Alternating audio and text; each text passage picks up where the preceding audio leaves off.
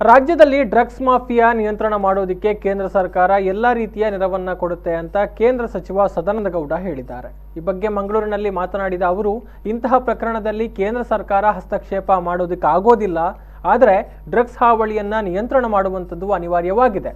Drugs mafia ಇವತ್ತು ಮಾರಕವಾಗಿ ಪರಿಣಮಿಸ್ತಾ ಇದೆ. ಯುವ ಸಮುದಾಯ ಹೆಚ್ಚು ಇದಕ್ಕೆ ಬಲಿಯಾಗ್ತಾ ಇದ್ದಾರೆ ಅಂತ ಆತಂಕ ವ್ಯಕ್ತಪಡಿಸಿದ್ದಾರೆ. ನೋಡಿ, ಯಾವತ್ತು law and order is state subject. ಆ ಸ್ಟೇಟಿನಲ್ಲಿರುವಂಥ ಕಾನೂನು ವ್ಯವಸ್ಥೆಗಳನ್ನು ರಾಜ್ಯವೇ ನೋಡ್ಕೊಳ್ಬೇಕು. We are assisting from the centre. ನಮ್ಮ ಸಂವಿಧಾನದಲ್ಲಿ it is A state subject.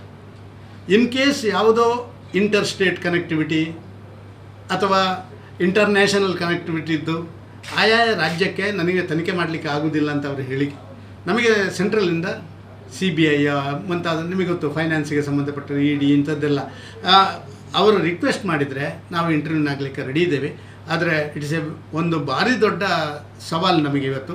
ಇದನ್ನು ಸ್ಟಾಪ್ ಮಾಡಿದರೆ ಯುವ ಜನಾಂಗ ಕೆಟ್ಟು ಹೋಗುತ್ತೆ. ನಮ್ಮ ಫ್ಯೂಚರ್, ನಮ್ಮ ರಾಜ್ಯಕ್ಕೆ ಭಾರಿ ತೊಂದರೆಗಳಾಗುವಂಥದ್ದು ತಡ ಆಗಿದೆ. ನಿಜ, ನಾನು ಒಪ್ಕೊಳ್ತಾ ಇದ್ದೇನೆ, ಇದು ತಡ ಆಗಿದೆ. ಇದಕ್ಕೆ ಭಾರಿ ಸೀರಿಯಸ್ ಆಗಿ ಇದನ್ನು ಮಾಡಬೇಕಾಗಿತ್ತು. ಹಲವಾರು ಸಂದರ್ಭದಲ್ಲಿ ವಿಧಾನಸಭೆಯಲ್ಲಿ ಎಲ್ಲ ಕಡೆ ಇದಾಗಿದೆ. ನಮ್ಮದೇ ಶಾಸಕರಿದ್ದು ಯೋಗೀಶ್ ಭಟ್ರು ಇದರ ಬಗ್ಗೆ ಅವರು ಶಾಸಕರಿದ್ದಾಗಲೇ ಭಾರಿ ದೊಡ್ಡ ರೀತಿಯಲ್ಲಿ ಇದರ ಬಗ್ಗೆ ತನಿಖೆ ಆಗಬೇಕು ಅಂತ ವಿಧಾನಸಭೆಯಲ್ಲಿ ಪ್ರಸ್ತಾಪ ಮಾಡಿದರು. ಇದನ್ನೆಲ್ಲ ಆ ರಿಪೋರ್ಟ್ಗಳನ್ನೆಲ್ಲ ಕೈಗೆತ್ತಿಕೊಂಡು ಈಗ ಮುಂದೆ ಹೋಗಬೇಕಾದಂಥ ಅವಶ್ಯಕತೆ ಇದೆ.